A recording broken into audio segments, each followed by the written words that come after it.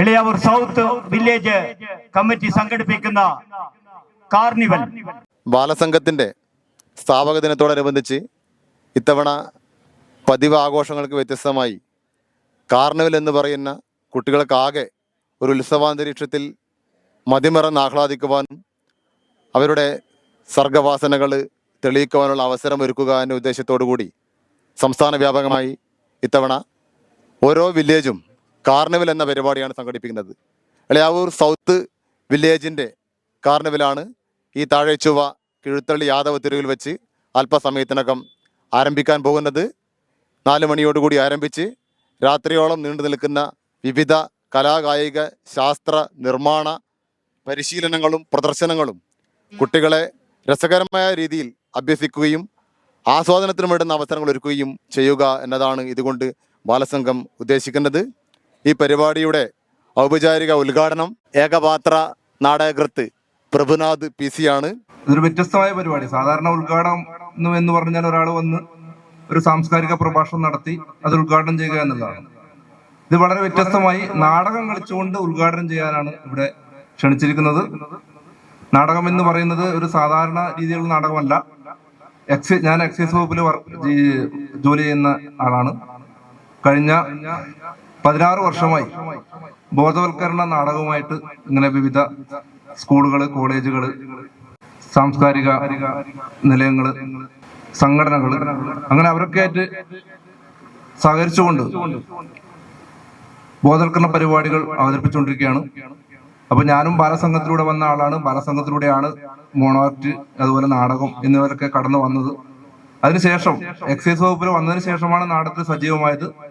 Excise വകുപ്പ് 2008 മുതൽ മദ്യ, മയക്കുമരുന്ന്, പുകയില ഉൽപ്പന്നങ്ങൾ തുടങ്ങിയവയ്ക്കെതിരെ സമൂഹ മനസാക്ഷിയെ ഉണർത്തുക എന്ന ലക്ഷ്യത്തോടു കൂടി വിവിധ പരിപാടികൾ ആവിഷ്കരിക്കുകയും ക്ലാസുകൾ, ഇതുപോലെ നാടകങ്ങൾ, ഓട്ടംതുള്ളൽ, ഫ്ലാഷ് മോബുകൾ, അങ്ങനെ വിവിധ പരിപാടികൾ ആവിഷ്കരിച്ച് കുട്ടികളെയും മുതിർന്നവരെയും ഒക്കെ സമൂഹത്തെ ആകെ ബോധവൽക്കരിക്കുക എന്ന ലക്ഷ്യത്തോടുകൂടി ഇങ്ങനെ പരിപാടികൾ ആസൂത്രണം ചെയ്തിട്ടുണ്ട്. അതിന്റെ ഭാഗമായിട്ട് ഞാൻ ഒരു നാടകമായിട്ട് ബന്ധമുള്ളത് കൊണ്ട് എന്നെയും പിന്നെ അതുപോലെ നാടകം കളിക്കുന്ന കുറച്ച് ആൾക്കാരെയും സംഘടിപ്പിച്ചുകൊണ്ടാണ് കണ്ണൂർ ജില്ലയിൽ ആദ്യമായി 2008 ആഗസ്റ്റിൽ വരല്ലേ ഈ വഴിയെ എന്ന് പറയുന്ന ഒരു നാടകം, അത് അന്നത്തെ ജില്ലാ കളക്ടറായിരുന്ന ഇഷിത റോയ് അവർകളന്ന് ഉദ്ഘാടനം ചെയ്തു.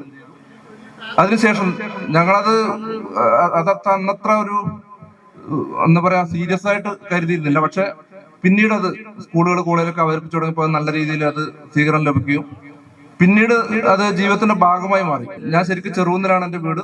ഇപ്പോൾ അടുത്ത കാലത്താണ് ഒരു 3 വർഷമായിട്ടുള്ളൂ എളയാവൂര് താമസം തുടങ്ങിയിട്ട്.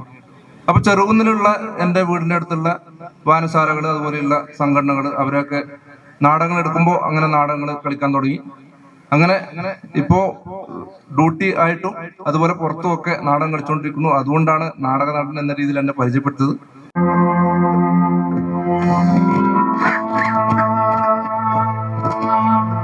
ചിരിക്കുന്നത് നല്ലതല്ലേ?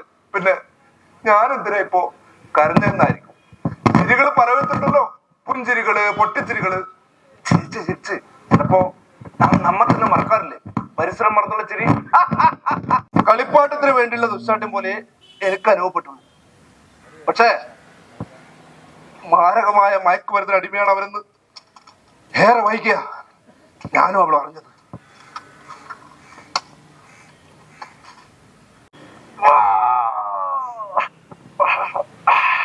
ചിരിച്ചുകൊണ്ടിരിക്കുന്ന അവന്റെ ഓർമ്മകൾ തിരിച്ചു കിട്ടിയാലോ?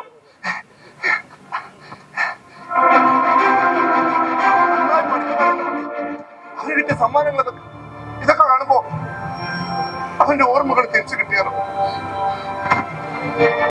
എന്താ സാറേ, ഈ ആശുപത്രി വരാന്തയിൽ നിന്നാണോ നാടകം കളി?